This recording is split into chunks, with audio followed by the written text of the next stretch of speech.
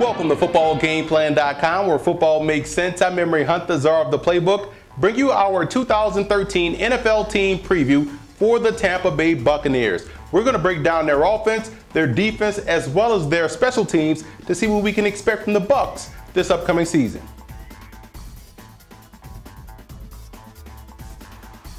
I have no problems with Josh Freeman as the quarterback for the Tampa Bay Buccaneers. I think they have exactly what they want out that position. A guy that's mobile enough to get out of the way of pressure, also can extend plays with his legs, and has a rifle for a right arm.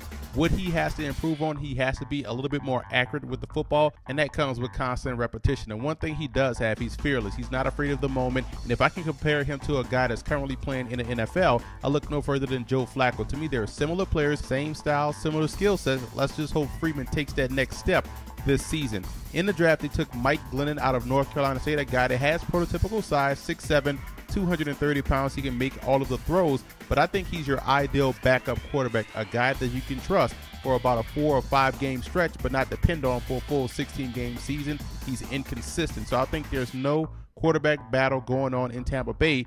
Freeman is a starter. They had to upgrade the backup position and did a good job with that by taking Mike Glennon. What a year Doug Martin had for the Tampa Bay Buccaneers. This guy broke a rookie rushing record by rushing for 1,454 yards, 11 touchdowns at 4.6 yards a carry.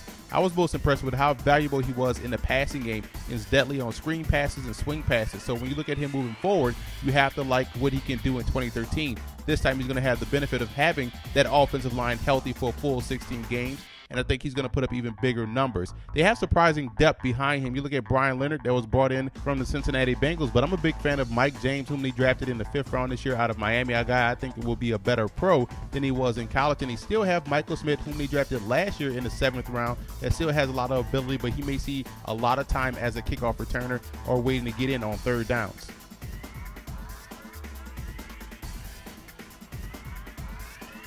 The Bucs have 2 deadly wide receivers that is tough to match up against if you're opposing defense. When you look at Mike Williams and Vincent Jackson, both of those guys combined for almost 2,400 yards last year receiving and 17 touchdowns. Jackson showed surprising explosiveness and big play ability. This guy averaged over 19 yards a catch, and Mike Williams fell 4 yards short of 1,000 yards last season, which would have been the first of his career, and he's progressing nicely into a more dependable wide receiver, which ultimately gives the Bucs a potent 1-2 punch. But everywhere else, there's a question mark. I don't see a dependable slot guy, a 3rd receiver that's a legit threat. I know they have Kevin Ogletree and Tiquan Underwood, but those guys don't have that ability to draw coverage away from Williams and Jackson. And if they can't find an option, or if those guys don't step up, then this Bucs passing game won't reach its full potential. At the tight end position, there's another question mark. Luke Stocker is a guy that's dependable but not explosive, and I know they bring in Tom Crabtree from the Green Bay Packers, but he's the unproven commodity of this unit, so maybe he can be that guy. But it's still a lot of questions moving forward about the Bucs passing game outside of Vincent Jackson and Mike Williams. The Bucs have a very good offensive line, and what they did last year was even more remarkable considering the fact they had a bunch of injuries up front.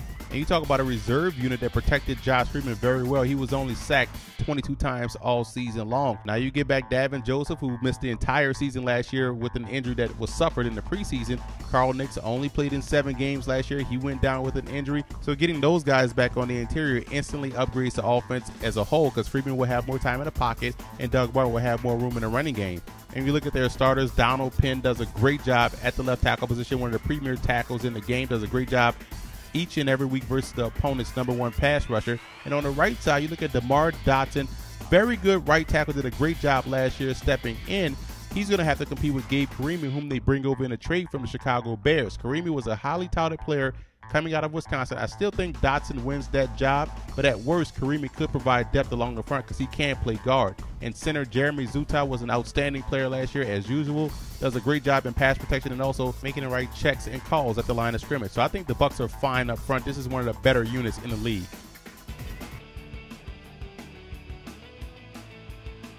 On the defensive line, this is where the talent has to meet its potential. Physically, Daquan Bowers can be a dominating force up front, but injuries and inconsistencies has limited his progress. They really need him to step up because leading sack leader Michael Bennett is gone, and they're going to need Bowers to fill that void.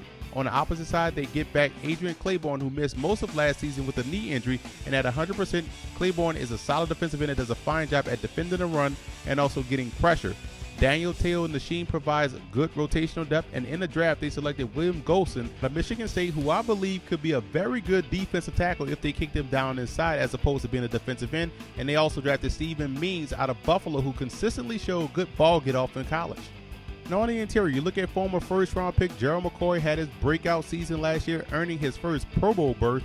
McCoy finished the season with 5 sacks and was a disruptive force all year long.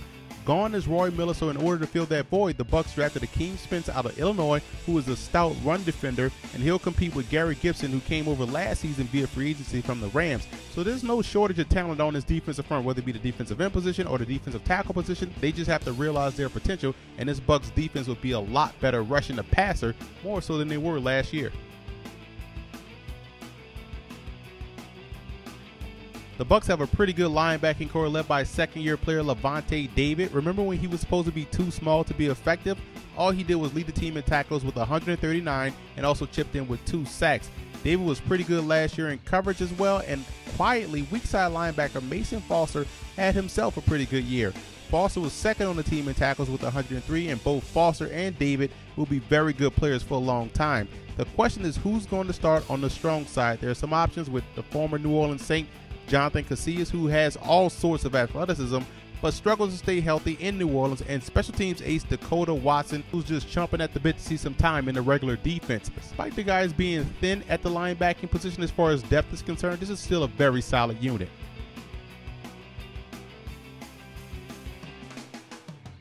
Bucs ranked dead last in pass defense last year, averaging almost 300 yards a game. This was priority number 1 heading into the offseason, and they addressed it in a big way. The first move was trading their first-round pick to the Jets for Darrelle Revis. Yes, he's coming off a knee injury, but Darrelle Revis is still arguably the best corner in the league. He's an ideal fit for what Shiano wants to do, press and pressure the wide receivers. Then in the second round in the draft, they selected Jonathan Banks out of Mississippi State, who does a great job in zone coverage but has the ball skills to come away with interceptions. They still have Eric Wright, who's a solid player, and I also like second-year man Leonard Johnson, who held his own as an undrafted rookie free agent last year, finished second on the team with 3 picks. And you also want to keep an eye on undrafted free agent Brandon Smith out of Georgia. I think this guy can make the team as a special teamer and help out on returns.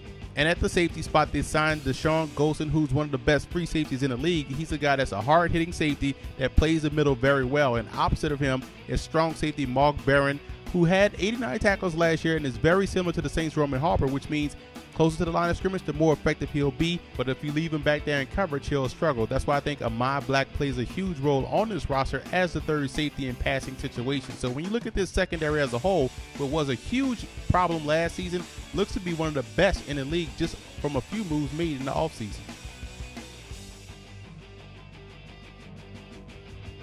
I'm a big fan of the Bucs special teams unit. When you look at their coverage units, Dakota Watson, the linebacker, does a great job running down on kickoffs and on punts, making play after play. And their punter, Michael Conan, does a great job in kicking the football, pinning teams deep.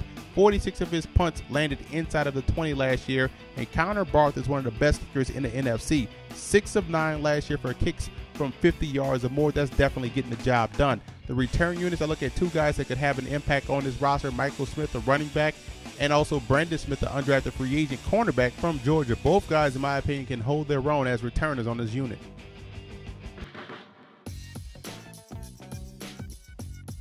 Let's take a look at what the Bucs have on the roster. Number 1, they have a great offensive line. I love the talent up front. They also have talent in the secondary. We just talked about it. This may be one of the better secondaries in the league based off the talent that's there. And there's a good quarterback, wide receiver, running back combo. They're talented, they're young, and they can put points on the board. Now what they lack, they don't have a viable option at the slot receiver position and the tight end position, so I think that's something that has to be improved. And their pass rush isn't consistent. They're going to have to step that up this year. And the depth at linebacker is something that concerns me. If one of those guys goes down, who can step up and replace what they bring to the table? Reason for optimism for the Buccaneers, you look at a team that started off hot. They were impressive the early part of the season. They failed late, so if they can find that consistency, they can get back to where they were in the beginning part of 2012. They get a lot of key pieces back on that offensive line, and that secondary is completely rebuilt and looks a lot better than it did last year. The cause for concern would be if that pass rush doesn't come to play week in, week out, because we know the Bucs can stop the run. We know they have the talent in the secondary, but I don't care who you have back there. If you can't get to the quarterback, then it doesn't matter who you have on the back end, as the opposing team will complete passes.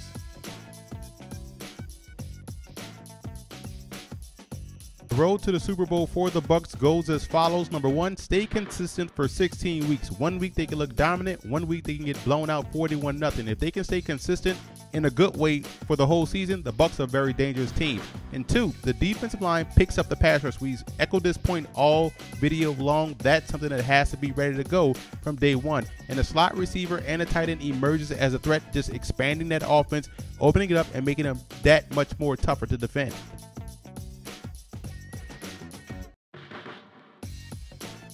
I have the Bucs finishing 3rd in the NFC South. Some slight questions on offense, like I said before, with the slot and the tight end position. And you look at the defense, can they consistently get to the quarterback? Those are the questions I have going into the season. But this is still a very talented ball club. But they're in a tough division where you can have a 10-6 record and still miss the playoffs. So the Bucs are going to have to beat the Falcons. They're going to have to beat the Saints. They're going to have to split with those teams in order to make some noise and get into the playoffs.